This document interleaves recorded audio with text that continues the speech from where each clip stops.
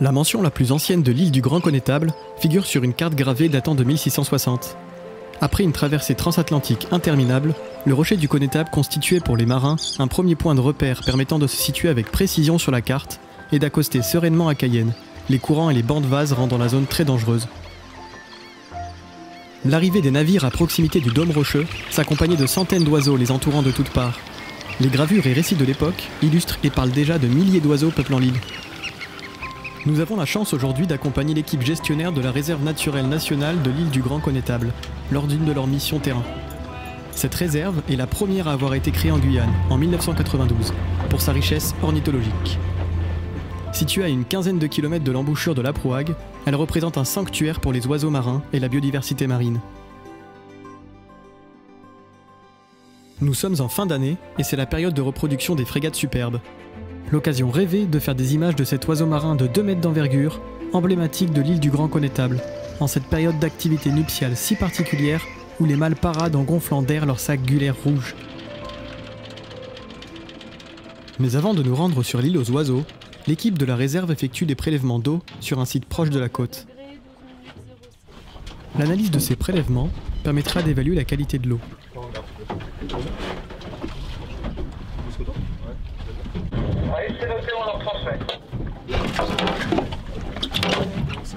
Le suivi des espèces marines comme le dauphin de Guyane, le mérou géant ou la tortue verte est une des missions de la réserve.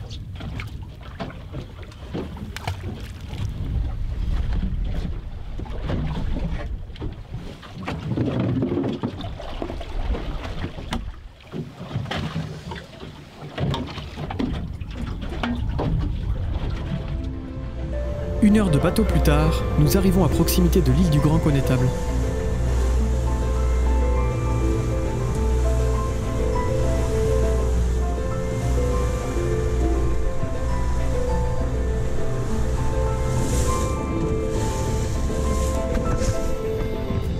La superficie de la réserve est d'environ 8000 hectares, dont seulement 3 en milieu terrestre, avec l'île du Petit Connétable et l'île du Grand Connétable, le reste étant du milieu marin.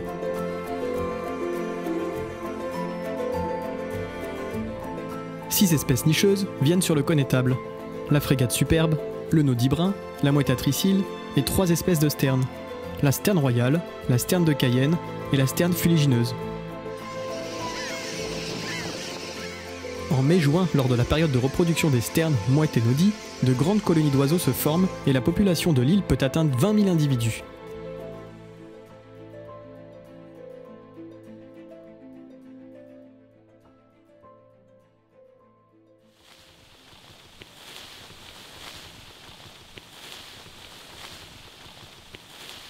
On n'est pas en saison de reproduction des sternes, des mouettes et des naudis, donc c'est assez calme. On est vraiment au pic de la reproduction des frégates superbes.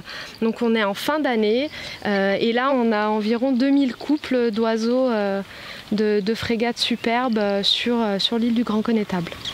Alors les seules colonies de frégates connues, elles sont à Barbuda, donc dans la région Caraïbe, et à Fernando au Brésil. Donc nous on est la seule colonie d'oiseaux marins nicheurs en fait entre l'Amazone et l'Orénoque.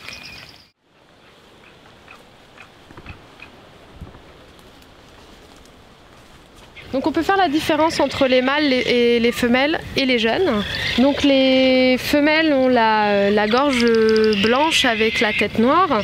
Les mâles sont les individus tout noirs avec cette gorge rouge qui sont capables de gonfler, en fait une poche rouge qui peuvent gonfler en période de reproduction. Et les jeunes ont la tête blanche et la gorge blanche. Et on peut voir des petits poussins blancs en duvet, donc ceux-là ils ont à peine 2 mois et ils viennent d'éclore il n'y a pas longtemps.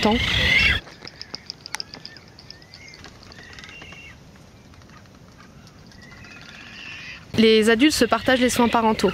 Donc on a pendant toute la période d'incubation, chacun leur tour en fait, les adultes vont couver. Et une fois que le poussin a éclos, chacun leur tour, ils vont aller chercher de la nourriture pour l'alimenter. Donc en fait ils se partagent vraiment les soins pendant tout le développement du jeune. Et à un moment de l'année, le mâle par contre lui va commencer à quitter le nid, va venir un peu moins souvent et c'est la femelle qui va prendre le relais. La frégate superbe a une grande spécificité pour un oiseau marin. Son plumage n'est pas étanche et ne lui permet pas de plonger et de se mouiller les ailes sans se retrouver prise au piège.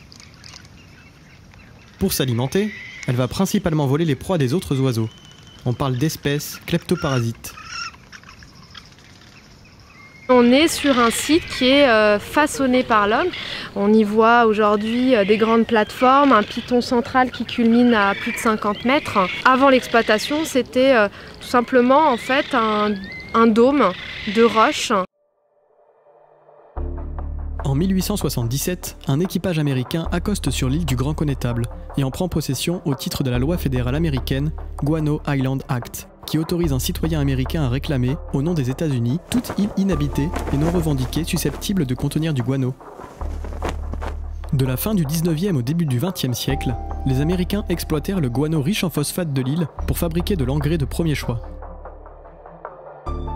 Cette activité minière intense transforma le dôme rocheux des origines en un grand plateau circulaire dominé en son centre par un piton haut de 50 mètres. Deux espèces d'oiseaux nicheurs disparurent de l'île durant cette période, le phaéton à bec rouge et le fou brun. Les vestiges de cette exploitation sont encore visibles aujourd'hui.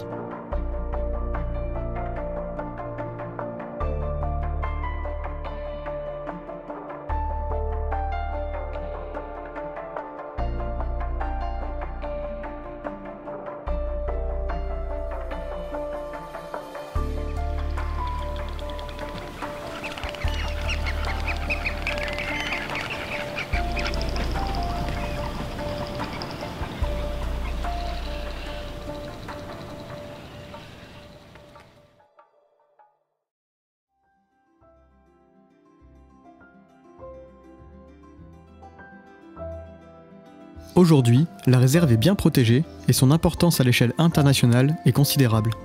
Seul site de nidification disponible entre l'Orénoque et l'Amazone, les îles du Connétable occupent une place essentielle dans le cycle de vie de milliers d'oiseaux marins d'Amérique du Sud.